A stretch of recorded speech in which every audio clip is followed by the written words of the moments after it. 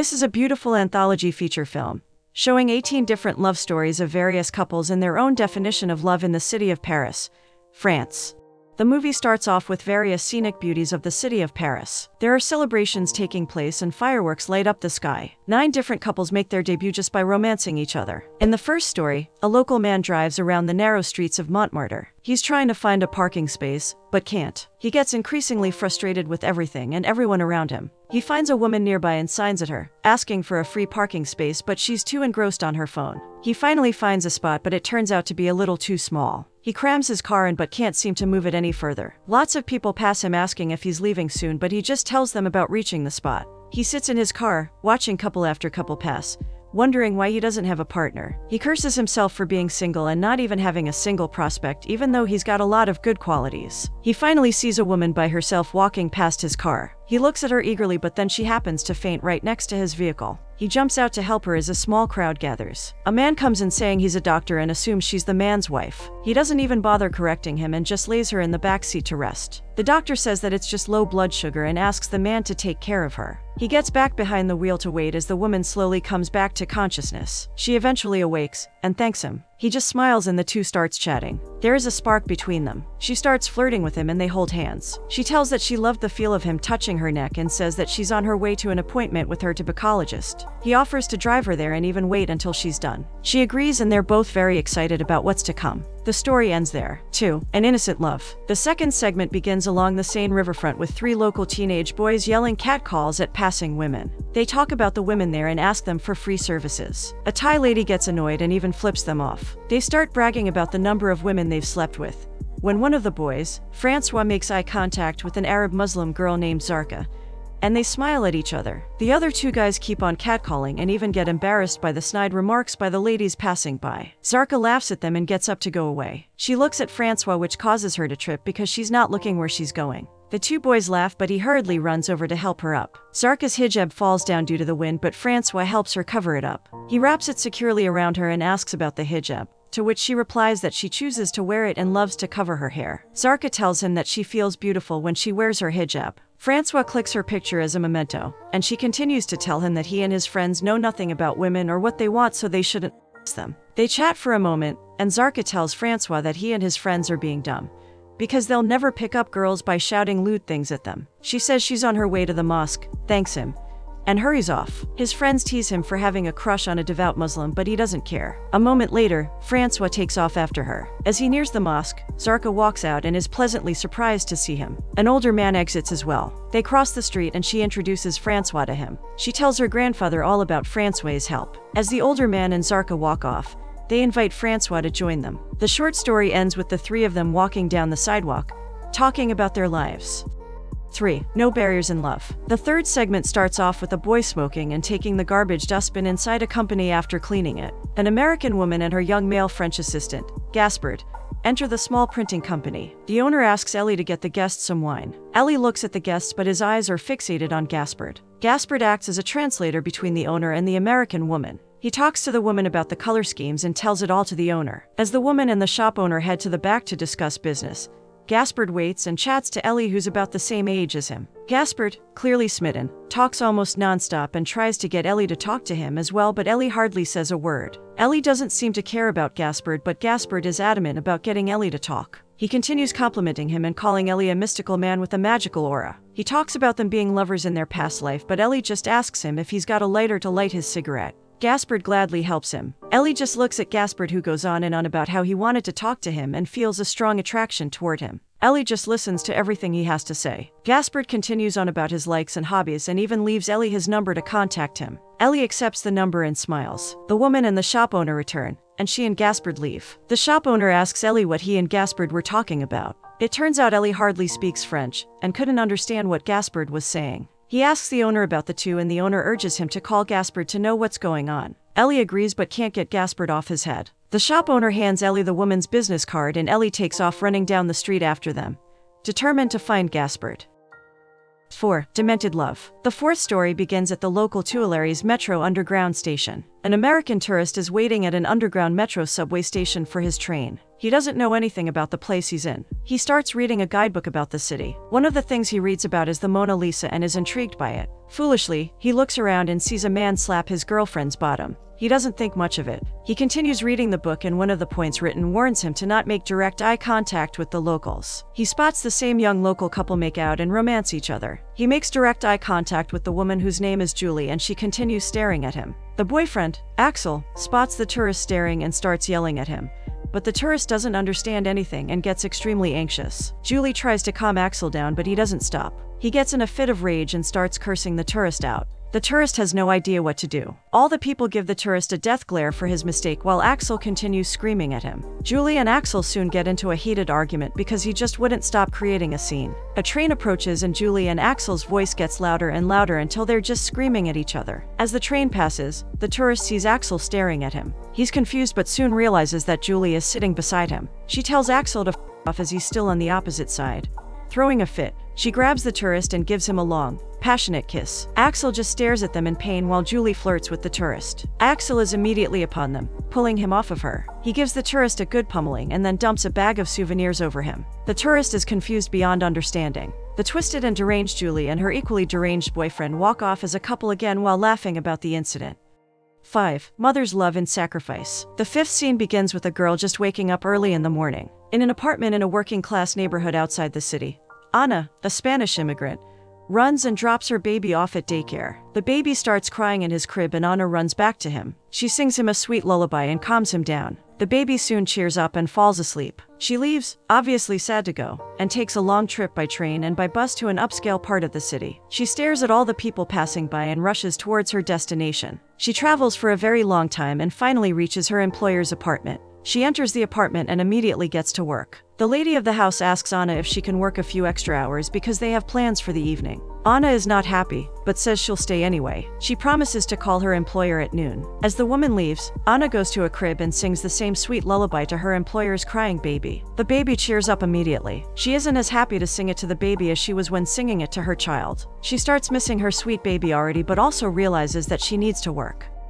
6. One whirlwind romance. This scene begins with the view of a large apartment. An old man whose name is Monsieur Henry travels with large luggage in his hand. He calls out to the Chinese woman near him who drops all the fruit she'd been holding. He's a hair product salesman trying to find a certain store in Paris Chinatown. He goes on asking people about the location there but doesn't get any response. Finally, a young boy tells him the address but also wishes him good luck. Monsieur Henry is confused at the young boy's words but doesn't think much of it. When he gets there, he hears growling from the inside. He's soon greeted by the owner, Madame Lai, punching through a window at his face. His mind doesn't work and he forgets how to act. Finally, he composes himself. Unfazed, he goes inside and gives his pitch, which doesn't impress her. Madame Lai happens to be a fierce young woman. She ignores his deal and just goes back to boxing. He still doesn't give up and tries to impress her, but instead, she just gets offended. She punches him straight in the face and kicks him out. He leaves and goes to a Buddhist temple. He's extremely upset. His phone rings and he gets a call, but the monk there confiscates his cell phone. Shortly after, the monk gets a call from Monsieur Henry from Madame Lai. Monsieur Henry returns to the salon. It turns out Madame Lai was impressed by the products Monsieur Henry had left behind. The customers desperately want him back, and so Madame Lai puts on a beautiful costume and lures him in. He's treated like a king as he vouches to offer his services to the women there. Madame Lai and he together proceed to give a whole series of makeovers to the women there, including Madame Lai herself. Everyone is immensely impressed by him. Henry and Lai together go through Chinatown with love blossoming around. Madame Lai thanks him for the new look and tells him that she'll miss him.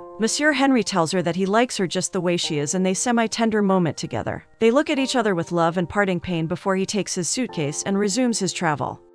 7. Can't Stop Loving You. The seventh segment is entirely narrated by an unknown Frenchman. It starts with a man who seems really upset and anxious. He's waiting at a cafe, thinking over all his wife's quirks and habits. He thinks about all the times she promises to do something but then backs out. This same habit seemed cute and attractive to him at first, but now he realizes that it's getting out of hand. Her obsession and constant association were too much for him, especially regarding the clothes she wears and the makeup she puts on. All of her traits seem annoying to him now, and he's wondering how he's going to break up with her. He realizes that the cafe he's in now is the same place where he finally grasped the idea long ago that he no longer loved her. His wife soon walks in. He doesn't know how to break the news to her, but before he can begin, she bursts into tears. He thinks that she knows about his intentions and his mistress, Marie, who he wants to marry as soon as he divorces her. He thinks this is the end, but amid the tears, she just hands him a note from the doctor which says she has terminal cancer and doesn't have long to live. At that moment, he realizes that he still loves her and hears voices saying he needs to step up for her. He decides to do the honorable thing and stay with her. He dumps his mistress by text message as well. As he does, and time goes on, he finds himself falling in love with her all over again. He does all the things she likes even though he hates it because he won't get the chance to do it again. One day, the wife finally passes in his arms and he's devastated. Several years go by. He's wandering around a market when he spots a woman in a bright red raincoat. He says he still finds himself looking anxiously at every woman in a red coat, which was his wife's favorite thing to wear, and wonders if he'll ever recover.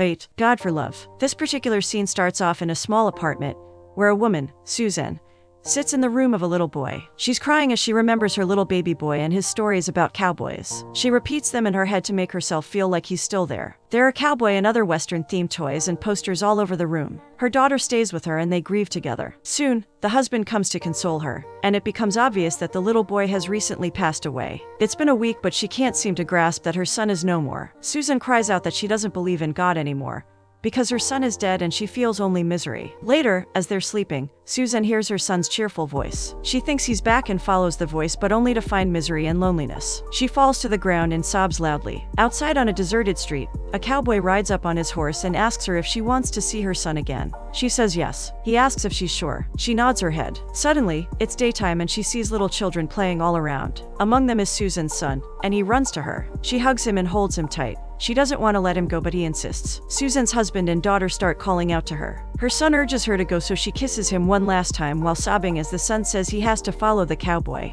Finally, she lets him go, and she watches as the cowboy guides her son away. It's night again, and her husband rushes to her side. He asks Susan what happened. She answers that she saw their son, and she believes in God again. She promises to be strong now that she knows her son is in a good place. 9. No Boundaries for Love. The 9th scene begins with a funny-looking little boy with extra-large glasses traveling with a huge suitcase on his back. A woman asks his name repeatedly and the place where his parents meet. The boy, Gene, tells her that his parents met in prison. He's being filmed by the woman but has a hard time standing still. He starts reciting to the woman how his parents meet. The scene shifts to a mime acting out Gene's story. His father, who turns out to be a mime, used to live alone in a small house. He acts as if he's really happy and acts like a mime all the time. He lives in a tiny place crammed between two large buildings. He begins his day practicing his art and looking at the paintings hung on the wall. He eats alone, and then gets into his imaginary car to drive around the city with the help of his extremely speedy legs. He goes to a coffee shop where he gets weird stares, but he doesn't really care. He pretends to read the newspaper and runs out of there as soon as he sees the owner coming. He just mimics everyone around him. He makes a couple of stops and annoys everyone around him until he eventually ends up at the base of the Eiffel Tower. In mime fashion, he makes fun of the tourists walking around. One family of tourists takes offense to his outrageous acts, and a man chases him. A police officer stops the commotion and arrests him. He's in jail and his jail inmate is freaked out by him. He begs for the officers to throw him into another cell, but the officers don't even bother listening to him. The mime is really sad but then sees a female mime in the cell as well. It's love at first sight. Upon release, he takes her for a romantic drive around the Eiffel Tower in his imaginary car. It then flashes to the present again when Gene gets by some other guys. His parents wave goodbye to him and ask him to be happy. His father shows him how, in mime fashion, to turn his frown into a happy face. Gene soon picks himself up and runs off happily, just frolicking around. 10. Sacrificial, Draining Love. The 10th story starts off with a short montage of Paris where people carry on with their day-to-day lives. A middle-aged American man named Vincent rushes to keep an appointment with Claire, a young Frenchwoman. He apologizes for the delay and tells her that he hadn't expected her call. The two rush towards a certain destination. Claire asks him to speak French, but Vincent just tells her that he will when he wants to. He asks her to live her life freely without any worries. They have fun banter for a brief amount of time. Claire is in no mood to laugh, but this doesn't stop Vincent from cheering her up.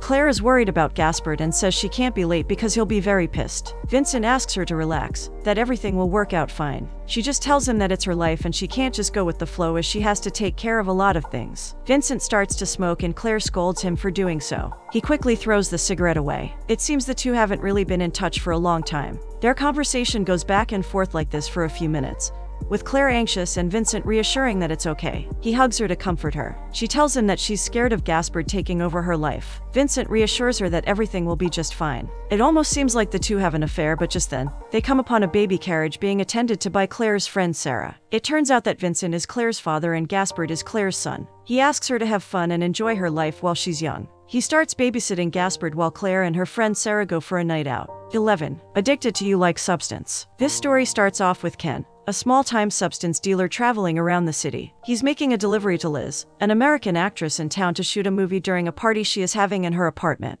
He goes to her apartment to see a party going on. Liz comes soon and tells him that she doesn't have any money on her at the moment. They decide to go to a nearby bank machine. Liz hurriedly walks to the ATM and Ken tries his hardest to stay afar from her. As Liz waits at the machine, Ken tries to caress her and touch her. It becomes obvious that Ken has a thing for her. He reaches out, almost touching her hair and looking at her beautiful face. Liz doesn't notice this and just withdraws her cash. She hands him the money, but he doesn't want to part with her. He makes up an excuse to spend more time together and says he doesn't have any changes. They have to go into a bar to get some spare change. The two order beers and chat for a bit. Liz tells him about her roles in shooting all night long. She then invites him to visit her on the set and gives her phone number. Then she goes back to her apartment and parties with the substance he gave her. The substance is very potent, so everyone at the party gets really high. A few days later, she's at her film set. Since they have a lot of time at hand, she decides to call Ken for another delivery. She asks him to come to meet her with the substance and he agrees. Soon, someone knocks on the door, and Liz is disappointed to find out it's not Ken. The new guy explains that something came up and Ken couldn't make it. The new guy sneaks a souvenir from her dresser and rides away into the night on his motorcycle as Liz wonders about Ken. 12. Unrequited Love. The 12th story starts with Hassan, a young African immigrant, laying beside a statue as Sophie, a young local black woman, approaches him. He seems to be in a lot of pain. Sophie panics as she sees him. Hassan's been injured and talks about how the neighborhoods aren't safe. Sophie is an EMT and quickly starts looking at the injury. As she tends to his wounds, he recognizes her and asks if she finally wants to get coffee. Sophie thinks he's just in a lot of pain as he flirts with her and continues asking to have coffee with her. Sophie feels bad for him and asks the paramedic next to her to bring them some coffee. Hassan asks her if she remembers him. Sophie's confused, so he tells her how he knows her. A flashback starts of Hassan working in an underground parking lot as Sophie drives in and parks her car. Hassan is singing a song and Sophie compliments him on it. They chat briefly, and Hassan is immediately smitten. He's fallen for her and runs after her to ask her to join him for coffee. Before he can ask her out, she's gone. His owner is very rude and fires him from his job. He starts singing on the roadside for some spare change. Hassan can't forget her though, and dreams and sings love songs, and even approaches women on the street when he thinks it might be her. He goes around the whole city looking for Sophie but can't find her. After one such encounter, a group of thugs hassle Hassan and attempt to steal his guitar. As Hassan tries to take it back, one of them stabs him. It flashes to the present where Hassan lies next to Sophie. She's touched by his story and tears stream down her eyes. The ambulance arrives as the paramedic returns with the coffees. The cups shake in Sophie's hand as she watches Hassan, close to death if not dead already, being loaded into the back of the ambulance. 13. Pretending to Love You. This is the story of Bob. He's a British businessman. One day, he walks into a club bar and orders some drinks. He sees a woman staring and smiling at him. He smiles back at her and the woman plays a romantic song for him. He and the woman, Fanny, flirt for a brief moment before Bob walks into a booth for a private show. Fanny stays at the bar and watches him walk away. In the booth, Bob's watching the when Fanny suddenly bursts in. Fanny tries to woo him, but it seems they already have a history. They start arguing, and it's revealed they know and are involved with each other. Bob wants to play a little game to spice up their love life. He wants her to seduce him, but Fanny doesn't like any of this. She tells him she just wants him to love her like he did before. The two start bickering non-stop. He tells her that he needs some change and wants to have passionate romantic moments again, but Fanny has no interest in intimacy. She slaps Bob after the heated argument and storms off. Bob chases after her and catches her on the street. She accuses him of being insensitive. He apologizes and reveals a small band on the sidewalk that plays her favorite song. It's a little surprising that he'd set up for her. She's incredibly impressed and continues with their role play to make up. As they walk off together while holding hands, they pass a billboard revealing they're an acting duo, and the subtitle reads "Closing Soon." 14. Transcendental Love. This short story is the most different from the bunch, for it is shot in almost black and white with a very old-school horror aura to it without any dialogue. It begins with an unknown American tourist walking the streets at night. He carries his backpack and tries to find his way back home as he's lost. He comes to an overpass and notices blood on the ground. He's suspicious and follows the blood marks to see a female vampire draining a victim. He hides behind a car, but the vampire notices him. The tourist is frightened as he sees the vampire right in front of him as it closes in,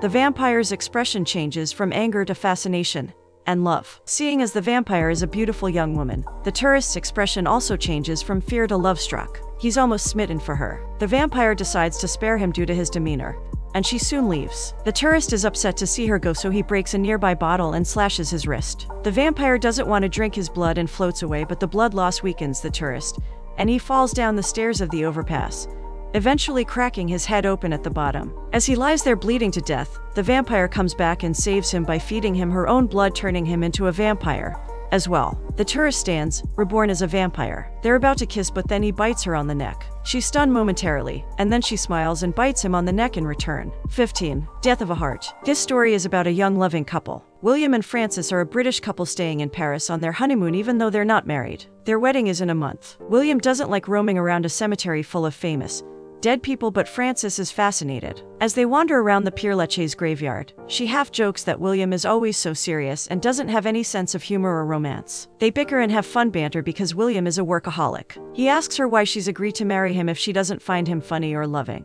to which Frances replies that she loves him and decides to just put up with his behavior. They finally come upon Oscar Wilde's grave. Frances is enthralled, but Williams is unimpressed, calling the monument ugly and weird. He constantly complains about the place, which irritates Frances. She gets upset and says she can't marry a gloomy man with no respect for her and storms away. William tries to stop her but gets angry in the process. William tries to mock her, but trips and smacks his head against the gravestone. Suddenly, the ghost of Oscar Wilde appears in front of him. Oscar gives William some poetic advice about the meaning of love and loss. He tells him that his heart would die if Frances leaves him. This inspires Frances and he chases after her, apologizes, and wins her back. He offers to take her back to his apartment and makes love to her. She agrees and they leave the cemetery arm in arm. 16. Seasons of Love. This story begins with a blind student named Thomas doing homework at his computer. He gets a call from his American girlfriend Francine. He's ecstatic to talk to her, but she gives an eccentric speech comparing their love affair to the seasons, and says they've entered winter. She claims that their love has turned cold and died and dumps him. As he hangs up, he thinks back on their relationship. He reminisces all their moments together. They met when he was wandering down the street and overheard her screaming and crying.